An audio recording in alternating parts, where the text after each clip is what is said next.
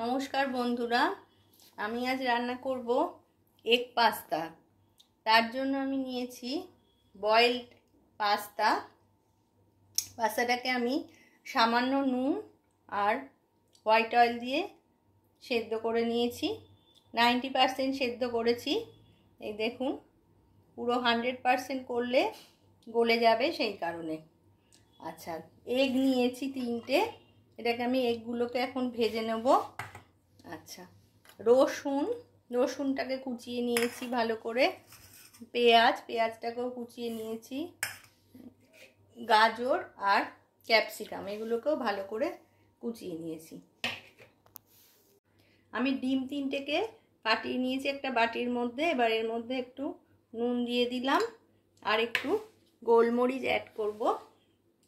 গোলমরিচের গুঁড়ো দিয়ে এটাকে আমি ভালো করে মিশিয়ে নেব, ফেটিয়ে নেব ডিমগুলোকে।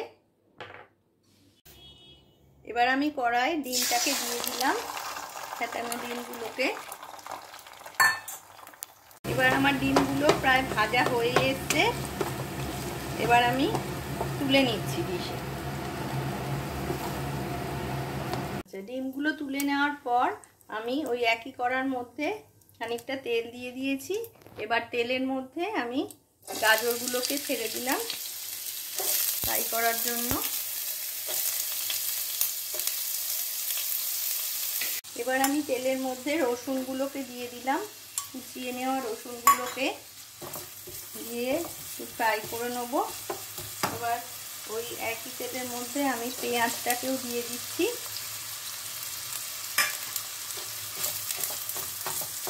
এবার আমি ক্যাপসিকামগুলোকে দিয়ে দিচ্ছি কড়ার মধ্যে।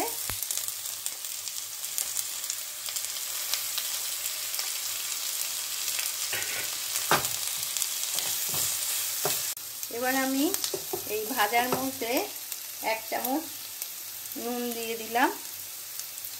নুন দিয়ে ভালো করে মিক্স করে নিচ্ছি। এবার আমি গোলমরিচের গুঁড়ো দিচ্ছি। গোলমরিচটা আপনারা সবাই আপনাদের নিজেদের ইচ্ছা মতো দেবেন। এবার আমি এর মধ্যে 1 স্পুন মতো চিলি ফ্লেক্স অ্যাড করে দিলাম। এবার আমি টমেটো সস দিচ্ছি এর ভেতরে। এবার আমি এর মধ্যে চিলি সসটা অ্যাড করে দিচ্ছি। এবার আমি 1 স্পুন মতো সোয়া সস দিয়ে দিলাম এর ভেতরে।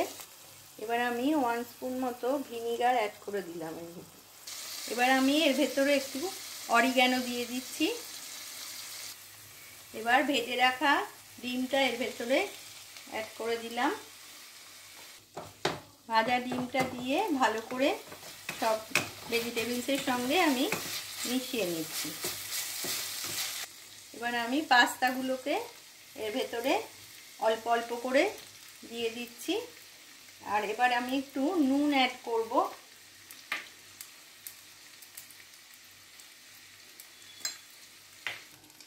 এবার আমি ওপর দিয়ে একটু মেয়োনিজ দিয়ে দিচ্ছি। এবার আমি মেয়োনিজটাকে পাস্তার মধ্যে পুরো ভালোভাবে মিক্স করে নিচ্ছি। তাহলেই আমার পাস্তা রেডি, একেবারে এগ পাস্তা তৈরি হয়ে গেল।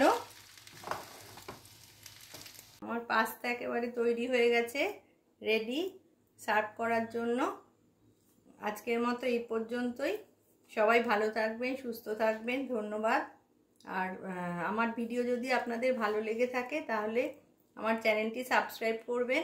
পাশে থাকা বেল আইকনটি অবশ্যই ক্লিক করে দেবেন।